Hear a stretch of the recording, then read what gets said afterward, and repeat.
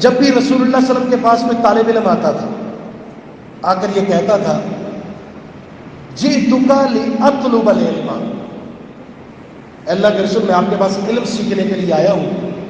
تو پیارے پیغمبر علیہ السلام سب سے پہلے کیا کہا کرتے تھے؟ مرحبا بطالب العلم، طالب علم کو خوش آمدید. پھر ایک اور حدیث ہے، اللہ کے رسول نے صحابہ کو وصیت فرمائی سیاتیکم اقوام یطلبون العلم، ان قریب لوگ دور دراز علاقوں سے تمہارے پاس علم حاصل کرنے کے لیے آئیں گے. فَإِذَا رَأَيْتُمُوهُمْ، جب ان طلبۃ العلم کو جو دور دراز علاقوں سے آپ کے پاس علم سیکھنے کے لیے آئے ہیں، فَقُولُوا لَهُمْ، تو ان سے کہنا مرحبا مرحبا بوصیت رسول اللہ صلی اللہ علیہ وسلم، اللہ کے